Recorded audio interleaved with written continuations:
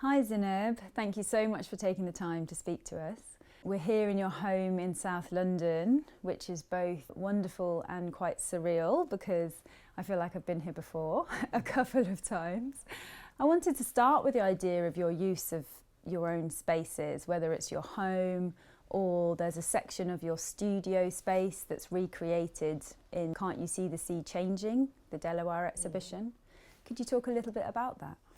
Well, in some ways it makes quite sense to include part of my life, part of me in my work, because a lot of my work is personal or intimate, autobiographical.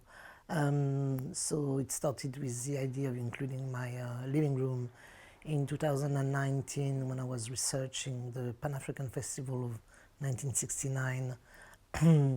And I was thinking of what it meant to be in a festival, what it meant to Algeria at the time to host such a big festival. And of course, a festival, it's a space of culture, of discussion, of music, dancing, food, etc. And I thought the best smaller space to kind of being a good or nice metaphor for such a festival would be a living room, because a living room is a space where we gather together, where we drink, chat, dance, sing, etc. together. It's often a discursive also space, and you see it in a lot of those kind of militant cinema of the 60s, 70s, where, you know, people gather together in the living room and have like passionate political or militant discussions. So, and since also, and it's probably a coincidence, but a good coincidence as I call it, it's that my living room is totally dressed up, designed, organized in the 60s, you know, in that kind of 60s spirit of design, because it's a design that I really like. And I always did, even, you know, from the age of 18. I'm also born in the 60s, perhaps it's why, although in 69 I was only a small child. I think it's still kind of probably a period of time that seeped into me and everything politically that was going on at the time. So it made sense in some ways to kind of recreate my living room as a metaphor for that cultural festival of 69. With also my personal object, because I was also very interested in the archives, and I did a lot of research in the in various archives, be it in Algeria or in France or in the UK for that matter. I thought those objects here, surrounded in here in my living room, are objects I collect. They're objects I buy. I go to a lot of flea markets or car boot sale, and somehow they become my own archive, or they could be part of an archive.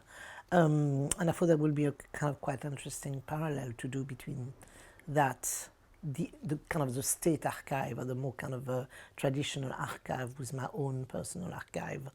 For the Warr Pavilion, it was also along the same line, because when I was talking with the curator, Joseph Constable, about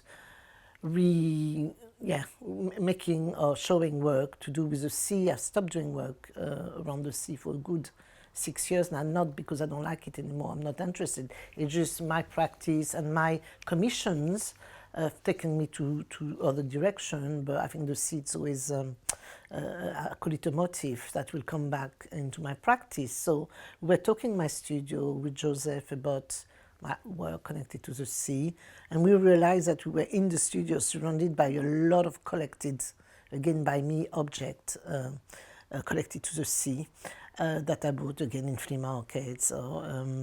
So I decided, I proposed Joseph to do a bit like with my living room, to include my studio, part of my studio, with all the collected objects, all the artifacts connected to the sea, and place it in the exhibition, and make a nice kind of parallel to an image that I took in a lighthouse in Algiers in 2010, I think, or 11, I can't remember when I did that piece, where I took photograph of a museum that was placed at the bottom of the lighthouse, at the bottom of the tower of the lighthouse. And again, I kind of make an interesting parallel into that kind of what I call the Museum of Traces from that lighthouse, with a kind of museum that I've recreated with all those artifacts that I collect for many years now.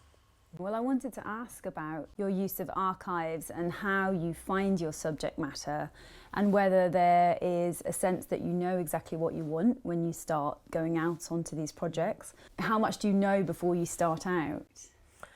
Well, sometimes it starts from the commission. From a commission, I'm lucky enough as an artist to get invited by a lot of institutions, commission new work, i.e. meaning they give me a budget to make work, which is, I think, a good place to be in. And sometimes those commissions come attached to a theme, even though very loose, come attached to a theme. And in the case of the Lighthouse project, for example, you mentioned, it was a commission for the Folkestone Triennial. And I remember when I did a Reiki visit then Folkestone with a curator, seeing that kind of large lighthouse in Folkestone, and thinking, you know, it's kind of overlooking France, really that stretch of the sea that can coast in some ways. And I thought, well, it'd be nice to do something about the lighthouse. And then talking with Andrea Schlecker, who was the curator at the time, we thought, but let's go beyond that. Let's bring perhaps Algeria to Folkestone and the lighthouse situation of Algeria with that lighthouse. So that's when I decided then to make a piece, you know, around the two lighthouses in Algeria, and to bring it to Folkestone. And so sometimes it's like that. It's kind of loosely a theme or discussion with a curator, and sometimes it's just an idea that I've had for a while. And then this opportunity comes to me, and I'm like, oh, perhaps with this budget or this, you know, space, this institution, I can perhaps, you know, research around that. And that's what happened with the Jeux de Paume when I did the project around the Pan-African Festival of '69. There was 4 venues, 4 institutions that put money towards it. So I knew it would be traveling to those 4 venues, one in Sweden, one in Spain, one in Portugal, and one in Paris. And so the budget became larger because each institution bring something to the budget. And so I knew I had a healthy budget to create a healthy piece, or you know, a bigger piece. And I had this idea of working around the cinema already at the time. And I was thinking of the film of William Klein called Pan-African Festival of 1916 out of Algiers. And I really wanted to do something around the film. But then it shifted into working on the festival itself rather than the film, although the film and William Klein appears in my artwork that I produced initially for the Jeux de Paume. Yeah, so it depends on the situation. Yeah, sometimes it's also obsessions.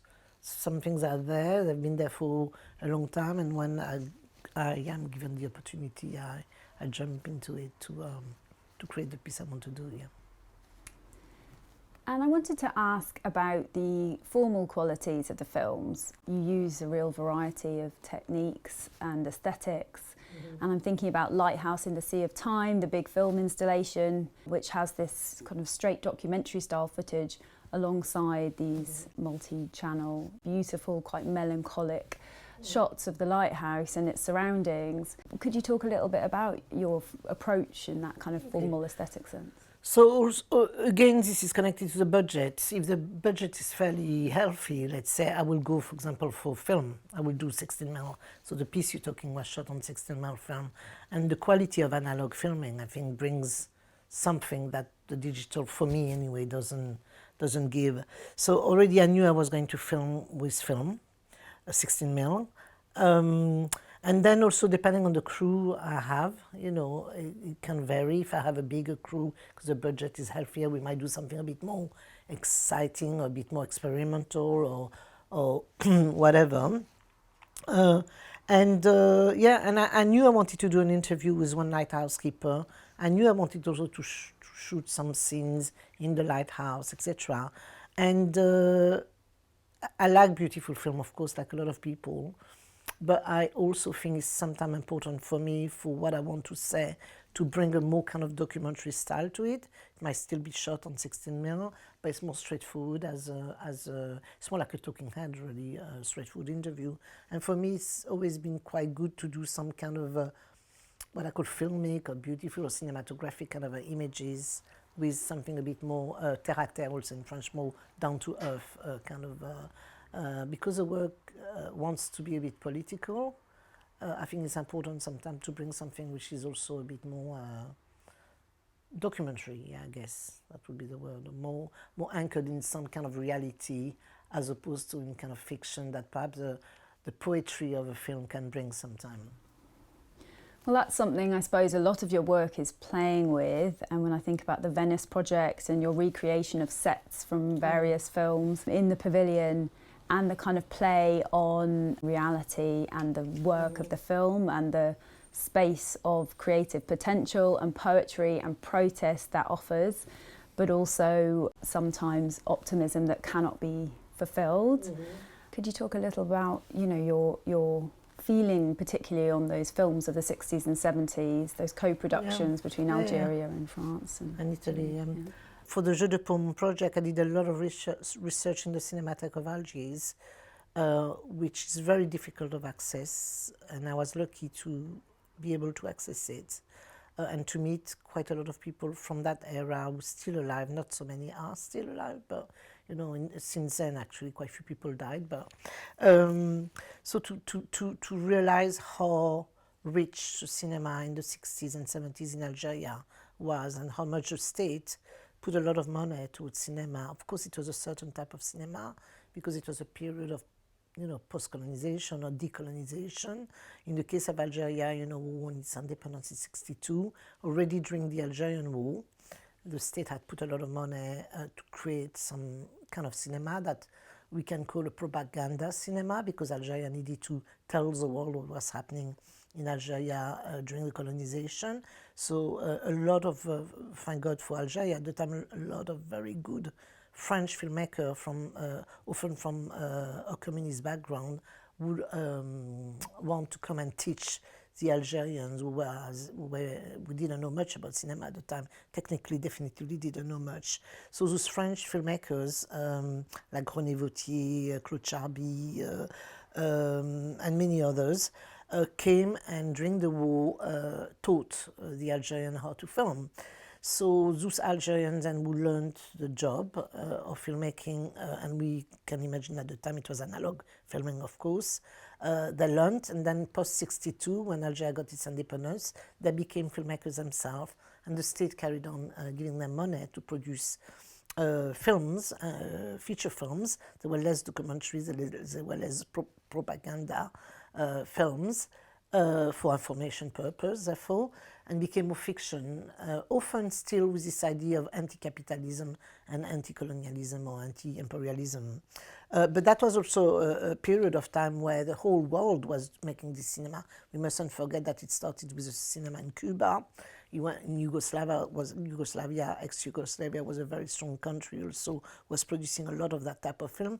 And all the African, Arab country, Asian country, whether it's Vietnam just after the Vietnam War or whatever, they were all producing it because they all kind of somehow were trying to say something politically. And they were all aligned, you know, politically somehow. But we can see it also with the cinema verité of the French or the neo-realism cinema of the Italian. There was this kind of wave of a trend that was going on around in terms of cinema that was a bit anti-capitalist. Of course, a lot of it, I think, came to kind of go against perhaps what Hollywood was producing.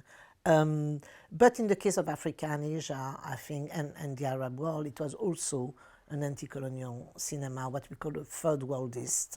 Today we wouldn't call it like that, we will call it a cinema from the global south. But it was very particularly anchored in the colonial era of the Brits and the French, you know, which we know both countries colonized a lot of countries.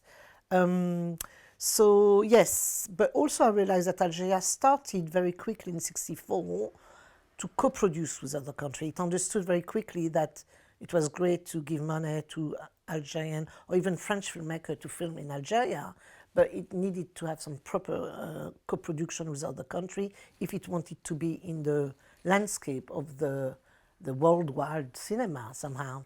So he did the Battle of Algiers in 1966, but started initially in '64 with another film, which was more documentary. And then 1966, the famous Battle of Algiers by Gino Pontecorvo, who won a Golden Lion in Venice in 1966.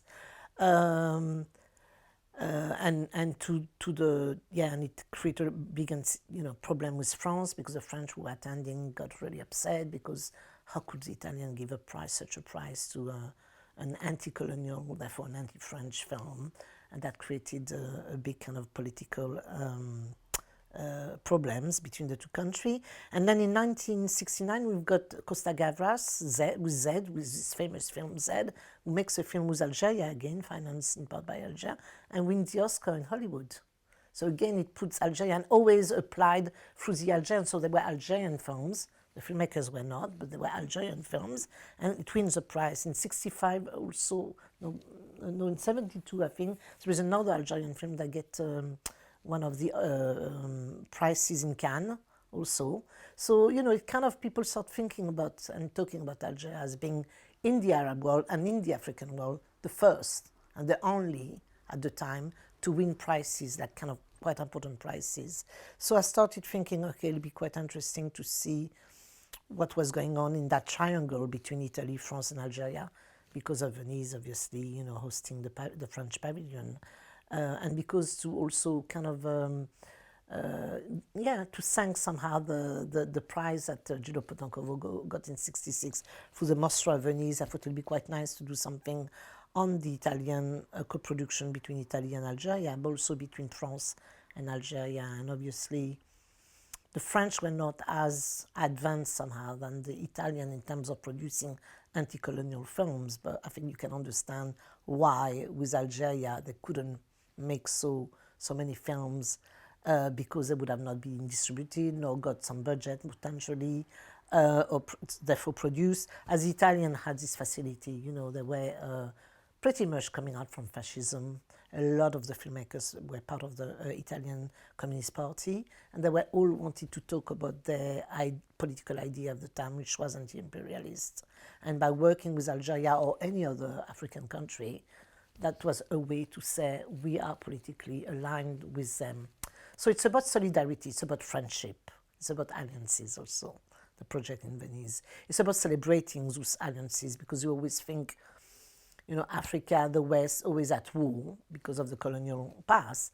But in that case, with the piece in Venice, I wanted to celebrate this friendship that happened between intellectuals, between artists, who had politically the same ideas and wanted to share and work together. Hence why I did this project, hence why I included all my friends in my film also, hence why I tried to keep that aesthetic of the 60s, 70s also, formally and also politically. And of course including my own personal life story within the project, as I always do. Yeah, I'm interested in your, the use of personal history in your work, and whether you feel that's changed over the course of your practice, and whether you felt an initial pressure to create autobiographical work because you felt there was an expectation that that's what you should be doing, or that's how the work would be read. No, from the outset of my practice, even when I was a student at St. St. Martin at the Slade School of Art, I always used the personal, because for me it made the political more pertinent somehow to talk about the personal. And since I was working and looking at France and Algeria and their past together and their colonial past, I always thought I am the perfect product or example of that product, of that legacy of colonization and post-colonization. Therefore, I should use myself or my parents or my children or the way I live to express this. I do also often say I'm not an activist, political activist, like some artists do and do very well. I couldn't do it. That's not the type of work that I can do. But I can bring the personal with the political, and I think it brings another way to read. It makes it perhaps more universal, because although sometimes I talk about Algeria, but it can be opened up to other countries, other situations. As when you're an activist, perhaps you pinpoint one idea, and you stick to it. And that doesn't mean you can move to other ones, but at that moment when you talk about that, so yeah, for me, bringing the person always made it more accessible, more universal somehow also. So thinking about you know, what you were saying about your position between France and Algeria and the UK. It'd be great to talk a bit about the sea, which I understand, you know, was a particular point in your practice really where that was a very strong focus. So thinking about the sea, I suppose, as a passage, a border, a site of extreme violence in human history, also in perpetual movement. What does the sea mean to you? I think for me the sea is a metaphor for immigration or mobility, and I often explain that the reason I got interested in the sea is because in 1986, when I came and lived in London, I came by boat, by sea, because there was no Eurostar at the time. You had to do it by sea, there was no other way. My parents, when they left Algeria to go to France in the early 60s, they did it by boat also, from Algiers to Marseille. So the sea became quite an interesting motif as a mobility space, really. But I know also it's a border, you know, it's a physical border that stops people, depending on where you are, in which country you are. It cannot allow you to travel to, because, you know, you need visa, whatever. But in other spaces, it's a space of movement. I mean, we can think of the exodus of the French in the 60s, when they lost the war, and, you know, and Algeria became independent. That all that kind of exodus of the French having to leave, all of them left mainly by boat to Marseille. So it's a kind of a quite interesting space where a lot of things happens, a lot of death also happens. It's also kind of a very dangerous space, you know, and we can hear all the time news about, you know, all those people trying to escape, and this is not new at all. We hear about it a lot, but it's been going on for the last 40 years. It's more problematic now because nobody wants them anymore, and those boats are kind of spend time at sea waiting for one country or the other one to authorize, you know, I was going to say the landing. This is not the word for boat, but you know what I mean. The arrival of the boat to a country. So yeah, it is an interesting space, and of course it is also a beautiful space. I mean, the sea is beautiful, and perhaps this is what that duality that interests me, the fact that it's so beautiful yet extremely dangerous and treacherous and sad as a space also, you know. Which you really feel with the images of shipwrecks that you've worked with a lot, or discarded boats, and also the little boats in resin, which there's quite a lot of in the exhibition. It would be great to return a little bit to the idea of friendship and collaboration, which Venice was obviously such an amazing celebration of. And of course, we had Sonia Boyce just in sight of the pavilion, your neighbour, ex-neighbour and very close friend. And I think there was a huge sense of optimism in the project, as well as this very strong political vein. How optimistic do you feel? Like, how kind of hopeful do you feel about things, particularly within the art world and perhaps the representation, and whether that feels kind of integrated and genuine? Well, in relation to the artistic community, as I call it, or my intellectual community, I think I'm very hopeful, and we always communicate and discuss, and because we are also as artists able to travel a lot, sometimes too much, but we travel, we discover also a lot of other politics, other situation, other culture and tradition, etc., etc. And that opens up to sometimes wanting to make work somewhere else. So in that sense, I'm very optimistic in terms of the 60s and this kind of decade of political kind of consciousness. I think there was really that at the time, because you had so many movements that were born, whether it was feminist movement, anti-war, anti-imperialist, anti-colonialist. You know, we had May 68. We had even in music, you had so many kind of protesting music, as we call it. You know. We had the civil rights movement. We had so many of this movement. Something was happening, as I said, in the cinema, but not only in the music also, with Woodstock, etc., etc. So there was something like really rich in terms of wherever you were fighting for the same cause, or for the same cause. It didn't matter. You could be a white American and still fight for the civil rights movement or the war in Algeria, etc. But nowadays, I think we become much more, we're inclined to work around where that geographical kind of space we inhabit, really. And perhaps this is where I think it is sad that we don't feel. I mean, that's not always true. Obviously, I'm thinking during COVID time when the death of that man in America created, suddenly all over the world, everyone wanted, the Black Lives Matters kind of movement was created. That was at the time a moment where I thought, wow, so it can happen again. It didn't happen for quite some time, but it could potentially happen again. And why isn't it that we all do the same thing, that when something is not right somewhere, we don't all get together, especially it's us artists, intellectual, we all tell ourselves from the left or whatever, but why aren't we anymore in the way that we used to, So I don't know, I don't have an answer for that. I think we all become quite individualists. We all, I don't know why people don't feel so politically kind of connected to others, or perhaps they are, but just in their own space and not, they're not vocal anymore in the way they used to perhaps be in the past, yeah.